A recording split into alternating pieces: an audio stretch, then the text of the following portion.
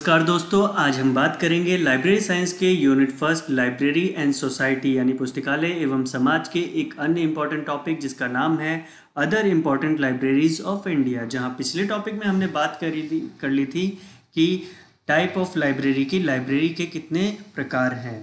तो हमने समझा था कि लाइब्रेरी के 4 प्रकार हैं: academic library, special library, public library और नेशनल लाइब्रेरी। ये लाइब्रेरी जितनी भी ये चारों लाइब्रेरी हैं ये अपने कलेक्शन और पाठक के लिहाज से यूनिक होती हैं, अलग होती हैं। यहाँ के पाठक अगर एकेडमिक लाइब्रेरी है तो वहाँ पर उसी तरह की बुक्स और मटेरियल्स आपको देखने को मिलते हैं। पब्लिक लाइब्रेरी में सभी तरह की सूचनाएं मिलती हैं, जबकि आप देखोगे अगर स्पेशल लाइब्रेरी में तो वहाँ पर किसी सब्जेक्ट स्पेसिफिक को लेकर सूचना आपको मिलती है। उसी तरह से अब हम बात करेंगे यहाँ पर कुछ अदर इम्पॉर्टेंट लाइब्रेरीज़ की। हालांकि ये जो लाइब्रेरीज़ हैं ये अपने आप में यूनिक लाइब्रेरी होंगी, क्योंकि इनका जो कलेक्शन है वो अपने आप में यूनिक है। यहाँ पर आपको हिस्टोरिकल ओरिजिनल डॉक्यूमेंट मिल जाएंगे, या आप कह लो मैन्युस्क्रिप्ट देखने को मिल जाएगी यहाँ पर, या इस लाइब्रेरीज़ में। मैन्युस्क्रिप्ट क्या होती है वो मैं आगे आपको समझाऊंगा। तो हमें जो गवर्नमेंट ने इसको नेशनल इम्पोर्टेंस लाइब्रेरी की संज्ञा दी है, मतलब कि ये जो लाइब्रेरीज़ हैं ये नेशनल लाइब्रेरी नहीं है। कई बार हो सकता है कि इनके नाम में नेशनल आ जाए, लेकिन ये नेशनल लाइब्रेरी नहीं है, ये नेशनल महत्व, राष्ट्रीय महत्व की लाइब्रेरी है। यानी कि इन्हें संज्ञा दी गई है राष्ट्रीय महत्व की, क्योंकि इनका कलेक्शन इतना बेहतरीन है। इनके पास जो कलेक्शन है वो यूनिक कलेक्शन है, फिर चाहे वो मैन्युस्क्रिप्ट हैं या हिस्टोरिकल डॉक्यूमेंट्स हैं, इस तरह की बहुत सारी चीज़ें मिल जाती हैं। तो यहाँ से आपके एग्ज़ाम में सवाल सीधा सीधा बन जाता है, और मैं आपको बताता हूँ कि यहाँ से जो सवाल आपको देखने को मिलेगा आपके एग्ज़ाम में, वो केवल 3 तरह से सवाल आपसे पूछे जाते हैं। पहला कि लाइब्रेरी का नाम क्या है, तो नाम आपको पता होना चाहिए। दूसरा पूछा जाता है कि इस लाइब्रेरी की स्थापना कब हुई थी, और तीसरा यहाँ से सवाल बनता है कि ये लाइब्रेरी वर्तमान में कहाँ पर है। तो इन्हीं चीज़ों को लेकर मैं आपको इस वीडियो में बात करूँगा, और जितनी भी नेशनल इम्पोर्टेंस की लाइब्रेरी है उसकी डिटेल मैंने यहाँ पर बता दी है, और लास्ट में एक टेबल होगा जिसके थ्रू आप इसे आराम से याद कर पाएंगे। तो चलिए हम स्टार्ट करते हैं। हमारी पहली नेशनल इम्पोर्टेंस लाइब्रेरी है जिसका नाम है खुदा बख्श ओरिएंटल पब्लिक लाइब्रेरी। और ये जो खुदा बख्श ओरिएंटल पब्लिक लाइब्रेरी है इसकी स्थापना 29 अक्टूबर 1851 में हुई थी, माफ़ कीजिए 91 में हुई थी। और ये कहाँ पर है? ये है बिहार की राजधानी पटना में है। तो ये जो लाइब्रेरी है अपने आप में काफ़ी यूनिक लाइब्रेरी है, इनका कलेक्शन काफ़ी अच्छा है। चलिए वो बात मैं आगे कर लूँगा। अब यहाँ पर क्या है कि इसे नेशनल गवर्नमेंट ऑफ इंडिया ने डिक्लेयर करा था library as an institute of national importance by the act of parliament 1961। यानी 1969 में भारतीय सरकार ने इसे राष्ट्रीय महत्व की लाइब्रेरी घोषित किया गया था। और ये किस मंत्रालय के अंतर्गत आता है? तो ये मिनिस्ट्री ऑफ कल्चर के अंतर्गत आता है। यहाँ पर जो कलेक्शन है, कलेक्शन के लिहाज से यहाँ पर सबसे ज़्यादा मैन्युस्क्रिप्ट है इंडिया में। अब मैन्युस्क्रिप्ट की बात आई है तो मैन्युस्क्रिप्ट मैं बता दूँ, आप यहाँ राइट साइड में आप इमेज भी देख रहे होंगे कि ये होती है मैन्युस्क्रिप्ट। ये देखिए ये मैन्युस्क्रिप्ट है। मैन्युस्क्रिप्ट यानी पांडुलिपियाँ। दरअसल क्या होता था कि प्राचीन समय कह लो या फिर मध्यकालीन समय तक जो राजा महाराजा थे, क्योंकि उस टाइम पर टेक्नोलॉजी इतनी ज़्यादा अच्छी नहीं होती कि सूचना का तुरंत आदान प्रदान किया जा सके, यानी इंफॉर्मेशन टेक्नोलॉजी नहीं थी। तो वहाँ पर लेखन जो साधन थे वो या तो लकड़ी पर लिखा जाता था या लोहे की किसी पतली चादर पर लिख दिया जाता था, और इस तरह से राजा महाराजा अपने संदेश को जनता तक पहुँचाते थे, या अपने ऑर्डर्स को जनता तक पहुंचाते थे, या अपनी जीवनी लिखवाते थे, या अगर कभी वो अपनी ज़मीन दान कर रहे हैं तो वो सारी चीज़ें इस तरह की पांडुलिपियों में लिखवाते थे, ताकि वो आगे लोगों को पता चल सके कि किसी राजा महाराजा ने क्या काम करे हैं।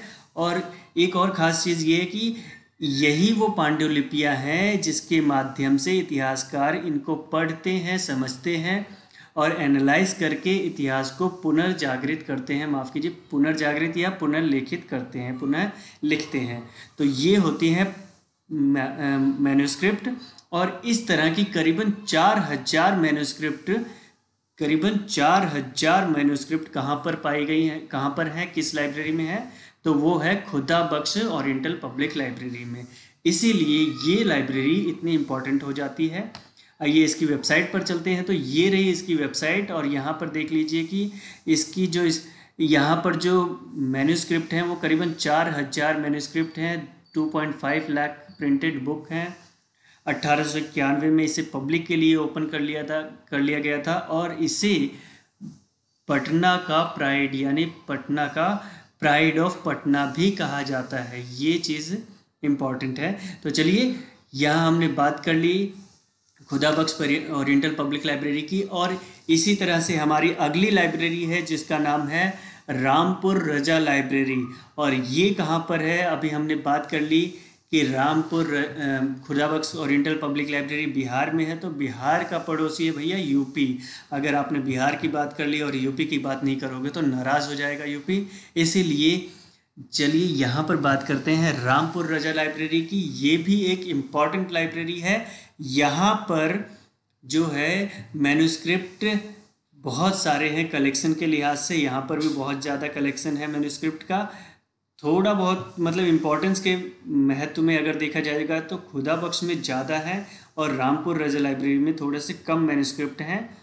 तो चलिए और इसकी स्थापना देख लेते हैं कि इसको इस्टेब्लिश किया गया था किसके द्वारा, नवाब फैजुल्ला खान के द्वारा 1774 में इसकी स्थापना की गई थी। और कहाँ पर है ये वर्तमान में, रामपुर में है, रामपुर में यूपी में है, यूपी यानी उत्तर प्रदेश में।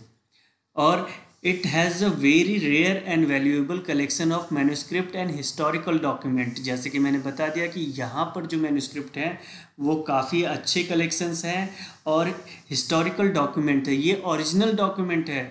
आपने जनरली लाइब्रेरी में आपने क्या बुक्स देखी होंगे और बुक्स, मैगजीन्स, पीरियोडिकल्स देखे होंगे, लेकिन जो मैन्युस्क्रिप्ट है, जो ओरिजिनल दस्तावेज है वो कहाँ पर हैं, वो इस तरह की लाइब्रेरी में है। आपको नेशनल आर्काइव्स में भी देखने को मिल जाएगा और आपको इस तरह की लाइब्रेरीज में भी देखने को मिल जाएगा।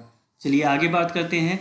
1 जुलाई 1975 को इसे नेशनल इम्पोर्टेंस लाइब्रेरी की संज्ञा दे दी गई थी। और इसकी वेबसाइट पर चलते हैं तो वो ये रही इसकी वेबसाइट। और यहाँ पर देख लीजिए, आई थिंक इन लोगों ने क्या करा है कि ऑनलाइन कैटलॉग इनके पास, हाँ ऑनलाइन कैटलॉग भी है, ओपेक है, कोहा का यूज़ करते हैं। और ये देखिए ये रहा मैन्युस्क्रिप्ट। चलिए, और ये मिनिस्ट्री ऑफ कल्चर के अंतर्गत आता है। इससे ज़्यादा जानकारी अगर चाहिए तो आप वेबसाइट पर जाके विज़िट कर सकते हो। फ़िलहाल यहाँ से जो सवाल बन सकते हैं वो यही सवाल बनेंगे कि इसकी स्थापना कब हुई थी और ये कहाँ पर है वर्तमान में। तो रामपुर रजा लाइब्रेरी कहाँ पर है, रामपुर यूपी में है। चलिए आगे बढ़ते हैं। अगली लाइब्रेरी है हमारी सरस्वती महल लाइब्रेरी।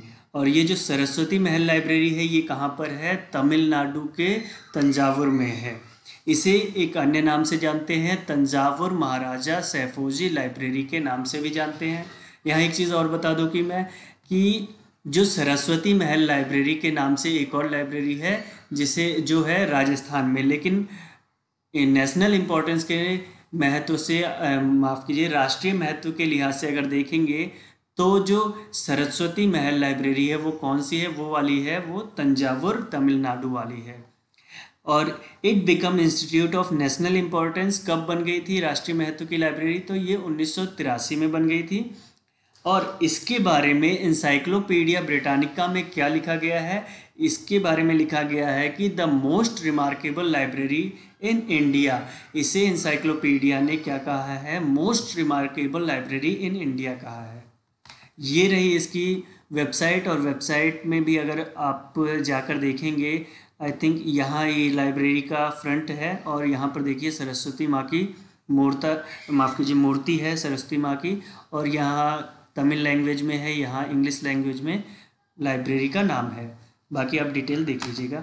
आगे चलते हैं कॉन्नेमोरा पब्लिक लाइब्रेरी। यहाँ से भी आपको सवाल हमेशा देखने को एग्ज़ाम में मिल जाता होगा कि कोन्नेमरा पब्लिक लाइब्रेरी कहाँ पर है? तो ये है चेन्नई, तमिलनाडु।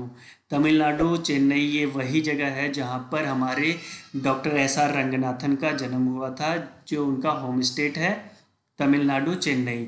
तो कोन्नेमरा पब्लिक लाइब्रेरी कहाँ पर है? ये चेन्नई में है। कब स्थापित हुई थी? तो 1886 में हुई थी। लास्ट में वीडियो के एंड में आपको एक टेबल दे दूंगा, उसमें से आपको याद करने में बहुत आसानी हो जाएगी। और आगे बढ़ते हैं। और ये जो library become delivery of book act 1954, national depository in 1955, यानी जो डिलीवरी ऑफ बुक एक्ट है उसके तहत सन 1955 में कोन्नेमरा पब्लिक लाइब्रेरी को डिलीवरी ऑफ बुक एक्ट के तहत इसे डिपॉजिटरी लाइब्रेरी भी घोषित कर दिया गया था। कहने का मतलब ये है कि आपको ये पता होगा कि हमारे देश में करीबन 4 ऐसी लाइब्रेरी हैं जिनको डिपॉजिटरी लाइब्रेरी कहा जाता है, यानी कि वह अगर राष्ट्र में कोई भी पब्लिशर है वो अपनी किताब पब्लिश कर रहा है तो एक कॉपी इन 4 लाइब्रेरीज़ में भेजनी होती है करीबन 30 दिन के अंदर। ये वो अपने खर्चे पर भेजता है। इसके लिए एक अलग वीडियो में बना दूंगा और सारी डिटेल आपको डिटेल में समझा दूंगा। चलिए यहाँ पर आप समझ लीजिए बस कि इसे एक डिपॉजिटरी लाइब्रेरी भी कहा गया है। और कब बन गई ये डिपॉजिटरी लाइब्रेरी? तो ये 1955 में बनी है। और ये रही इसकी वेबसाइट में आप डिटेल्स में देख सकते हो ये कहाँ पर है। चेन्नई में है, तमिलनाडु में ओल्डेस्ट लाइब्रेरी इन कंट्री है। इसका टाइमिंग ये रहा, बाकी आप देख लीजिएगा। और आगे बढ़ते हैं। अगली लाइब्रेरी हमारी है, काफ़ी अच्छी इम्पोर्टेंट लाइब्रेरी है, जिसका नाम है दिल्ली पब्लिक लाइब्रेरी। अब ये जो दिल्ली पब्लिक लाइब्रेरी है, हालांकि इनके ऊपर एक सेपरेट वीडियोस भी बन सकती है, लेकिन एग्ज़ाम के लिहाज से इतना काफ़ी होगा कि आप ये जान लीजिए कि दिल्ली पब्लिक लाइब्रेरी की स्थापना कब हुई थी। तो वो 27 अक्टूबर 1951 को हुई थी। और किसने करी थी? Government of India plus UNESCO ने इसकी स्थापना करी थी। और ये इट बिकम नेशनल डिपॉजिटरी इन 1981, दिसंबर 1981 में ये जो लाइब्रेरी है ये भी एक डिपॉजिटरी लाइब्रेरी बन गई थी। जैसा कि मैंने अभी आपको बताया कि डिपॉजिटरी लाइब्रेरी वो लाइब्रेरी है कि राष्ट्र में कोई भी पब्लिशर है, अगर वो कोई बुक पब्लिश कर रहा है तो उसकी एक कॉपी डिपॉजिटरी लाइब्रेरी में भेजनी होगी। तो वो उसके तहत एक कोन्नेमरा पब्लिक लाइब्रेरी है, एक नेशनल लाइब्रेरी ऑफ इंडिया है, एक दिल्ली पब्लिक लाइब्रेरी है। इस तरह से आगे भी है। तो चलिए, यहाँ आपको ये एग्ज़ाम में सवाल हमेशा पूछ लिया गया है कि डीपीएल की स्थापना किसने करी है? तो वो है government of India plus UNESCO ने करी है। कब करी थी? 27 अक्टूबर 1951 में। और इसके अलावा ये चीज़ें पूछ ली गई हैं, तो हो सकता है अब ये पूछा जाए कि ये डिपॉजिटरी लाइब्रेरी कब बनी? तो वो बनी है 1981 में। ये रही इसकी वेबसाइट। और वेबसाइट पे ये इंडिपेंडेंट चार्ज है, मिनिस्ट्री ऑफ कल्चर के अंतर्गत ये लाइब्रेरी आती है। और न्यू दिल्ली में दिल्ली 6 यानी चांदनी चौक पे ये लाइब्रेरी है, इसका हेडक्वार्टर है। चलिए आगे बढ़ते हैं। अगली लाइब्रेरी है हमारी एशियाटिक सोसाइटी मुंबई। ये भी काफ़ी अच्छी लाइब्रेरी है, मुंबई में है। और इसकी स्थापना कब हुई थी? ये 1804 में इसकी स्थापना हुई थी। और कहाँ पर है? ये मुंबई में है। आई थिंक ये जो लाइब्रेरी है फ़िलहाल इस टाइम पर ये समाप्त हो गई है, इसकी जगह पे इसका नाम बदल दिया गया है या कुछ हुआ है, वो डिटेल मैं आपको आगे वीडियोस में बता दूंगा किसी और वीडियो में बना के। और इसको जो है it has also national depository, यानी it is also a national depository library. ये भी एक डिपॉजिटरी लाइब्रेरी है, जैसा कि नेशनल लाइब्रेरी, दूसरा कोन्नेमरा पब्लिक लाइब्रेरी, तीसरा हमारी हो गई दिल्ली पब्लिक लाइब्रेरी, और चौथी हो गई एशियाटिक सोसाइटी मुंबई। ये 4 लाइब्रेरीज जो हैं वो डिपॉजिटरी लाइब्रेरीज भी कहलाती हैं। और एशियाटिक सोसाइटी मुंबई, इसकी स्थापना कब हुई थी? 1804 में हुई थी, मुंबई में हुई थी। और इसकी जो वेबसाइट है वो ये वेबसाइट है, ये देखिए, एशियाटिक सोसाइटीज़ की बिल्डिंग पर भी लिखा गया है और 1804 काफ़ी बड़े अक्षरों में लिखा गया है। यहाँ ये देख लीजिए, इसकी ये जो सुविधाएं यानी सर्विसेज जो प्रोवाइड कराते हैं वो आपको राइट साइड में देखने को मिल जाएगा। फिलहाल वीडियो बड़ा हो जाएगा, आगे बढ़ते हैं। और अब समझ लेते हैं कि जो ये अच्छा हाँ, यहाँ पर आपको देखने को मिल जाएगा ये जो टेबल छोटी सी मैंने बना रखी है, इसके लिए इसके हिसाब से आप आराम से इसे याद कर सकते हो। तो चलिए एक बार मैं फिर से दोहरा दूँ, इसमें खुदाबख्श ओरिएंटल पब्लिक लाइब्रेरी की स्थापना पटना में हुई है और ये कब हुई थी? 1891 में। रामपुर रजा लाइब्रेरी जो है ये रामपुर में है और रामपुर यूपी में है।